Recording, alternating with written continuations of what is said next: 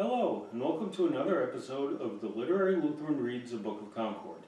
Today we'll continue to go through Article 23, the marriage of priests. Third, Paul says, because of the temptation to sexual immorality, each man should have his own wife. 1 Corinthians chapter 7, verse 2. This is a clear command having to do with everyone unfit for celibacy. The adversaries ask to be shown a commandment that commands priests to marry, as though priests are not men.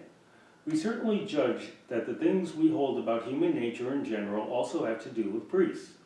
Does not Paul in this passage command marriage for those who do not have the gift of chastity? Paul interprets himself a little later when he says, "It is better to marry than to be aflame with passion." Chapter 7, verse 9. And Christ has clearly said, "Not everyone can receive this saying, but only those to whom it is given."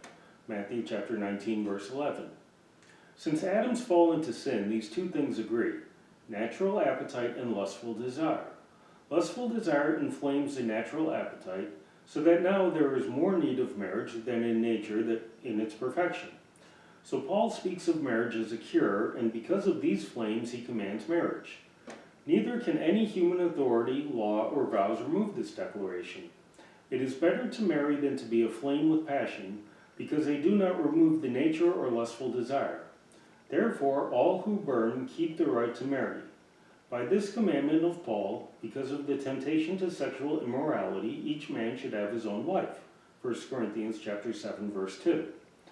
All are held bound who do not truly keep themselves chaste. The decision about chastity is one of individual conscience. Here the adversaries command seeking chastity from God, weakening the body through labor and hunger.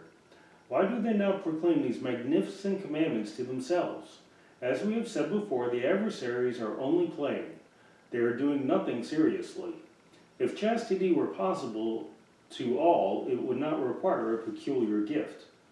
But Christ shows that it needs a peculiar gift. Therefore, not everyone has it. God wishes the rest to use the common law of nature which he has instituted.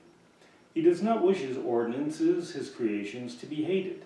He wishes people to be chaste in this way, that they use a remedy divinely presented, just as he wishes that we use food and drink so that our life is nourished. Gerson also testifies that there have been many good men who tried very hard to subdue the body and yet made little progress. So, Ambrose is right in saying, virginity is not only a thing that can be recommended, but not commanded. It is a matter of vow rather than a precept. If anyone here would object that Christ praises those who have made themselves eunuchs for the sake of the kingdom of heaven, Matthew chapter 19, verse 12, let him also consider that he praises those having the gift of chastity. Because of this, he adds, let the one who is able to receive this receive it. For an impure chastity does not please Christ. We also praise true chastity. But now we are arguing about the law and about those who do not have the gift of chastity. The matter should be left free, and traps should not be cast upon the weak through this law. Fourth, the pontifical law differs also from the canons of the councils. The ancient canons do not ban marriage. Neither do they dissolve marriages that have been contracted, even though they remove from clerical office those who contracted marriage during their ministry. At those times, this dismissal was an act of kindness. The new canons, which have not been framed in the synods but have been made according to the private judgment of the popes, both ban the contraction of marriages and dissolve them when contracted. This is to be done openly, contrary to Christ's command. What therefore God has joined together, let not man separate. Matthew chapter 19, verse 6. In the confutation, the adversaries exclaim that the councils command celibacy. We do not find fault with the council's decrees. Under a certain condition, they allow marriage. However, we do find fault with the laws enacted since the ancient synods, which the popes of Rome have created contrary to the authority of the synods. The popes hate the authority of the synods just as much as they want that authority to appear holy to others.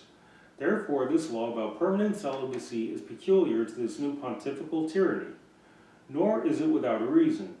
For Daniel chapter 11, verse 37 attributes this mark to the kingdom of Antichrist, hatred for women. Fifth, The adversaries do not defend the law because of superstition, for they see that it is not generally obeyed. Yet they spread superstitious opinions while giving an appearance of religion. They claim that they require celibacy because it is purity, as though marriage were impure and a sin, or as though celibacy merited justification more than marriage. To this end, they cite the ceremonies of the Mosaic law because under the law at that time of ministering, the priests were separated from their wives.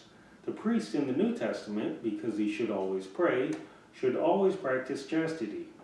This silly comparison is presented as a proof that should urge priests to permanent celibacy, although in this very comparison marriage is allowed.